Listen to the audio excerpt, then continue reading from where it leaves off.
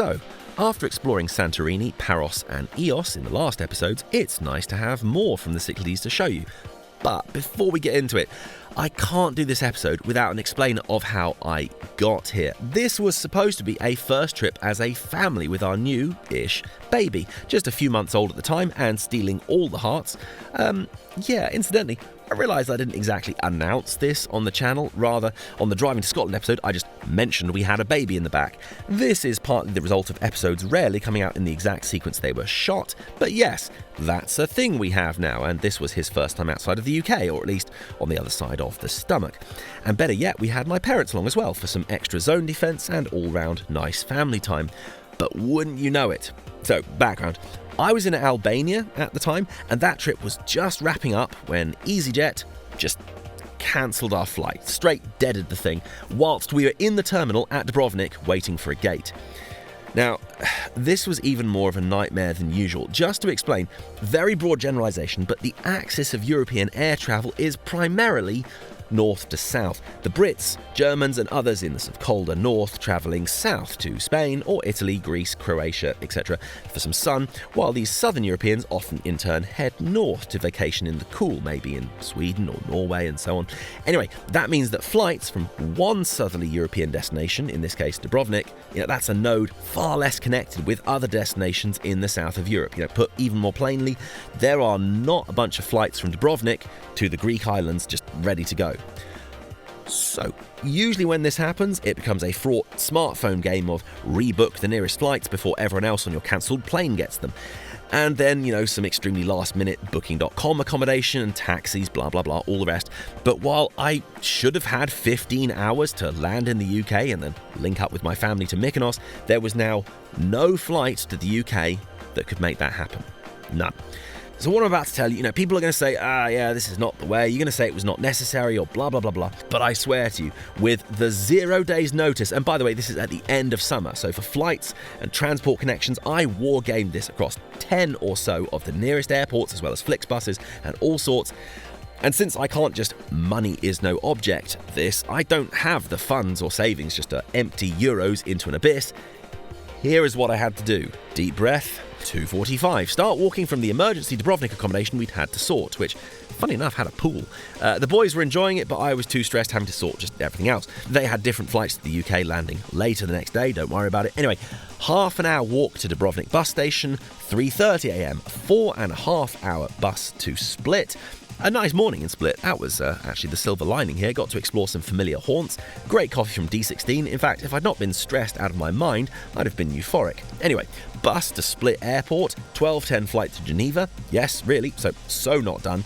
Slight wait in Geneva. Not to muddy the timeline. This was almost amusing as I'd been there 4 weeks previous. Anyway, trying to kill time without paying the enormous Swiss prices for things, then Flixbus again out of a rather rainy Geneva by 5pm. Pathetic fallacy is real. Through the mountains, a 6.5 hour drive to Milan. So then Milan by midnight at the worst bus station. Lampuno is in the middle of absolute nowhere. It has really no business existing, but I had to walk a half an hour to another absolute nowhere spot, which unaccountably is where a Malpensa shuttle leaves at 1am. Like, why here? What community or demographic are you serving this far out of central Milan? Couldn't you have at least used Lampuno? It's, the actual bus terminal just down the road. Anyway, Malpensa at 2am. I was not in much of a mood to film all this, by the way. 4 hours of no sleep, 6am flight to Mykonos, onto the tarmac for 9:30, just 12 hours after I should have, giving a grand total of 31 hours in near constant transit and or waiting somewhere without a headrest where I might have snatched a nap. So all of that preamble is to say, when I finally stepped out into the Cyclades sun at Mykonos airport, it really did kind of hit different than just a normal trip. And now let's roll the intro.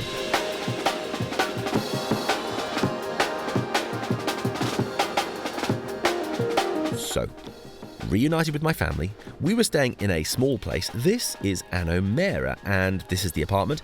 Anomera is pretty much smack in the middle of Mykonos, but it's a little way out from the main town, but amply connected by main road and numerous buses. I wish I could say this was some genius find by me, but honestly, with only a handful of months left when we were booking accommodation, this just happened to be the cheapest on the island that showed up, and we wanted to be out of the main town because of the inflated prices. Yeah, we're going to have to deal with this for a moment. I couldn't give this episode 2 prologues because that's terrible writing, but your opinion of Mykonos is almost certainly coloured by a mixture of semi-professional journalism, user reviews, and word of mouth, and a lot of it not positive. In fact, Mykonos often is held up, along with Santorini, as some of the worst examples of mass tourism in Greece. We mentioned this in the Santorini episode. There are Facebook groups on the topic of Greek islands where half of all the posts are people, especially locals, bashing Santorini and Mykonos. And not entirely without cause. I mean, a particular story that you might be aware of, this broke as early as 2019 when some tourists got stung with €700 for either drinks or food and drinks, depending on the telling. And you'd think that reviews like this would be a business killer, but the place in question is not only still open, but the newspapers are still getting to run the story. Like exact same angle, but just different people, same place. Even as recently as last summer, tourists discover €700 charge for otherwise fairly normal order. And yeah, no kidding. Stories like that stick with you. The idea there are restaurants lying in wait to charge you a month's rent for a single meal is enough to spook anyone. Just to allay your fears, by the way, the specific place in question is down here.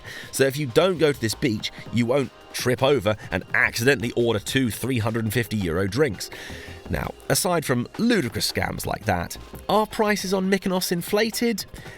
Yes. Basically, that's not really in dispute. Compared like for like with other Greek locations or even islands nearby, these are prices that might start to give you pause even in the UK. We're talking €15 to €25 mains and up. That's normally a price point I might not stretch to unless it were really a special occasion. But I put it to you that while, sure, you need to have your guard up, Mykonos for the most part should not be defined for its higher than average Greek prices. So, back to the story. Reunited with my family and having a breather, I suggested we all head to Mykonos town. But first, imagine my glee. Despite Anomera definitely being more out of the way on the island, it has a coffee island right there on the main road. So I got to introduce my family to the coffee island ways, despite them not all being coffee drinkers. Then onto a bus and down to the waterfront on the west of the island where Mykonos town is located. And yet, despite the busyness behind me, just the azure blue water itself is gorgeous. So, short walk around the water's edge and then into the town. No real surprise, but brimming with all those iconic Cycladic white buildings with blue trim and pink flowers, the classic combo. This is far from the most comprehensive shoot of Mykonos town you've ever seen. We were simultaneously babe in arms and trying to avoid being in direct sunlight for too long, plus we'd be back. So didn't feel the pressure to snap every composition. You absolutely could just take street scenes for days and they'd probably be great. Anyway, you can see from the manner in which we were framing people out, it's not so busy that you couldn't find some serenity. Now, if we get specific a second, this is now a few days into September. Any UK families with school-aged children are almost certainly gone by now. I'm not sure that's the biggest demographic here in summer, but all this is to say, if you were worried about over-tourism and crowds, it wasn't that busy. No more than you'd expect on any other holiday location. As I mentioned, mains at restaurants were climbing upwards from €15, so to keep it reasonable, a chance to introduce my folks to gyros. And while it was, more than you'd pay on the streets of Athens, still good for lunch, I was making no attempt to bank hours and hours of footage on this day. I was mainly just focused on being with my family and son after the shock of them having to make the journey here without me. So we headed up to the windmills, and while not life-changing, definitely a nice photo spot. However, this was the heat of the day, and despite pretty enthusiastic winds keeping you a bit cooler, it's not the best time for everyone just to be out in the open. So we drifted back to the bus and headed back to Anomera. People took a bit of an easy afternoon at that point. You'll pardon me if after 31 hours of transit with scant sleep, me too. However, couldn't resist just nipping out to see this, just in view from our balcony. This is Palio Castro, that just means early or old castle. Like every region of Greece has a Palio Castro up on a hill somewhere. It might not look like a fairy tale palace, but this is pretty typical of Byzantine fortresses from around this time in the 1200s. You see a trend on the islands of coastal settlements being abandoned due to piracy and more secure, though remote, inland spots being fortified. Low angle flag shot. Another island for me then. gorgeous dusk from the balcony and some nice family time. Briefly took advantage of our pool. Anyway, next morning, got up early and took a walk down to the beach that you could see from our apartment, and this is a Neolithic site that few people are going to get excited about. It's got some masonry surviving from a settlement. I am definitely here for this. Was relieved to have gone in the morning though. Even at 7:45, with the sun just breaking over the ridge, the walk up what seemed like quite a gentle slope had me breaking out in a full sweat. Yeah, it's hard to get used to something that you can clearly see with your eyes, still being over half an hour away. I mean, granted, if I could airwalk there in a dead straight line, you'd cut that down a bit, but yeah, it still seems uncanny. Time for another coffee island, and before long we were down to the ferry port. That's the new port as it's described. The place with the major bus stop is described as the old port, just to keep you in the loop. And we were off Mykonos to spend a few days on Naxos, which is another episode in the pipeline. And if you're seeing this a little over a week after release, it'll be in this playlist, which continues to grow. It's kind of a point of pride that gradually we're getting to see more and more around Greece, whether it's a 4-parter on Crete from east to west, or the Ionian Islands, or Thessaloniki and Macedonia in the north, or a bit of a 5-day speedrun of Athens and the Peloponnese. It's all in there. So, if you'll pardon us, we'll jump ahead a few days, and we were catching the ferry off Naxos and back to Mykonos. And I'm still kind of fuming about this. Understand, I have never, ever even dreamt of saying something rude or remotely aggressive to a transport worker. No chance. But the way the CJet staff treated my family, they had my wife in tears while she was trying to carry the baby, but then also not drop the pram, and we had all our bags. They were abusive to my parents, neither of whom are as mobile as they used to be. My mum was walking with sticks, so you could see she needed some assistance. Yeah, put it this way. I just really hope that when the CJet staff turn off the light this evening, place their phone on the bedside table, and pull back the covers to gently slide into bed, I really hope that there's someone there to get into bed faster, get into bed. What's that? A physical weakness? How dare you exhibit a physical weakness? How dare you? So yes, CJet staff, may I warmly invite you to... So, we got back onto Mykonos. I made sure my family was safe in the pre-booked cab to go and relax at the accommodation while I stuck around in the town. Knowing it was a bit of a ways, but needing to walk off my anger, I simply walked the stretch between the new port and the town, which I don't really recommend to anyone. It may look pretty on camera, and sure, the coastline is lovely, but it was mid-afternoon and hotter than Satan's pizza oven. After sloshing most of a water bottle in my face, it was perhaps a good thing that my next target was Mykonos Archaeological Museum. It's a funny place, not expensive, not huge, but some great finds. To be honest, it's more of the Delos Museum Plus. We'll explain that in a moment. There's not actually much from Mykonos itself. I'd hope they'd have the Lady of Mykonos, a Cycladic type figure found in the Phtelia site I mentioned, but if they do, it's not on display anywhere I could find. Anyway, plenty else to like. Had a bit more time to walk in Mykonos town, particularly the castle of Mykonos, which I figure has to be a bit of a puzzle to people. It's not hugely distinguishable until the buildings just stop to give way to some low ruins. Yeah, this is pretty much the standard in the Cyclades, where over the centuries fortifications got upcycled into domestic structures, but it's not quite clear what you're looking at. Anyway, before long, I had a boat to catch. Offered some nice departing views of Mykonos from the water, which was a treat. I had at one stage wondered if I'd get time to do this, but I soon realised that it would be ridiculous not to. Mykonos has a small collection of modest historic sites, but it's not really what it's known for. However, next door to Mykonos, and by any meaningful metric, the island of Delos is the largest archaeological park in Greece, an entire island on which no one lives and no one, apart from maybe a couple of staffers, are allowed to stay overnight. A huge swath of the island is neck deep in ruins, spanning the archaic period of Greece up until the Romans. This would not be the episode to expound on all of this in great depth, only to say that of all the attractions around Mykonos, I had no qualifiers in saying this is the most exciting. Being able to walk streets flanked by the ruins of the ancient city on all sides, It's a particular rarity to actually be able to see a town plan and many of the domestic structures that surround the more lofty things like temples and theatres. Yes, ruins, cat, reveal to us your wisdom. So just make sure to get off the boat quickly, as you do still have to queue for tickets to get in, even after you've paid the €25 for the boat there and back. I will say of Delos, my impulse to hit everything first thing in the morning would not have served me well in this case.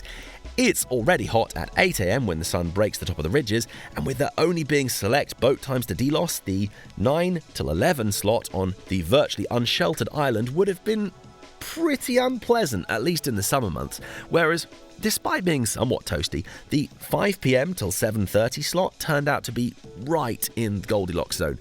Pretty much fine for extended walking and exploring, so that's a strong recommend. Back across the water at sunset, and a chance to see Mykonos at dusk, which merits a quick supercut.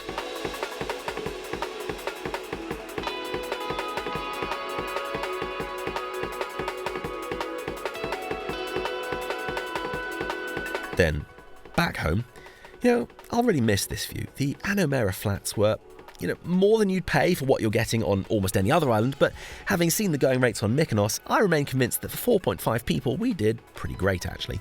Did just briefly pop into the slightly more central chunk of Anomera the next morning. An interesting looking monastery, but otherwise not much to see. And just time for one more island before it's off to the airport. In conclusion, for all the oceans of negative talk around Mykonos, it was pretty much all pleasant surprises as far as the island goes. Sure, the prices are up. They are quite inflated when compared to the rest of Greece, but for the most part, that just brings them into rough parity with UK prices, so let's not get too salty. And I know, this is starting to sound like a commercial for Coffee Island, but whisper it quietly. Their stuff was, as far as I could tell, pretty much the same price as you'd pay anywhere else. So here's what you do. Place yourself in Anomera or somewhere not in the western half of the island. Anomera has like 20 odd buses a day to the main town, so you won't be stranded. Look, if you want to book here, it's called ProCare Suites. It's perfectly nice. It might not be too pleasant in the heat of the day, but just to say, this beach is walkable if you don't mind a 30-minute stroll. I think the key is just don't stay on Mykonos too long. Maybe just fly in a night or a couple of nights. That'll do you nicely. And don't go in the school holidays July to August. Only other thing, don't sit down in a restaurant without having eyes on prices. Places that obfuscate prices do seem to be the exception rather than the rule. Just be on the lookout. Other than that, there wasn't some huge crush of people in the streets or anything. In fact, to conclude on the single most obvious point, it's not exactly hard to see why people loved it here in the first place. If it had continued to the present day with, 50% lower prices and maybe 66% fewer people, I'd be raving about it. As it is, the Cycladic beautifulness is all very much here. I'd just suggest that you can also get that from the slightly more leisurely Paros. Go and watch the episode. So don't hate on Mykonos, but probably do hate on the airport though, as water is €3.50 for a tiny bottle and like €7 for a croissant, so screw those guys. Anyway, that's Mykonos, but we still need to attend to a large gap in the middle of the episode where we left for 5 days. This trip was a hybrid of Mykonos and Naxos, or Mykonaxos, if you like a portmanteau as much as I do. So next episode we'll be exploring the largest Cycladic island, and one you should really consider decamping to from Mykonos. If you've been enjoying the music in the background, that's ours. We make all the music for these episodes, and you can find it all on bandcamp.com. If you want to support the channel, that's the place to do it.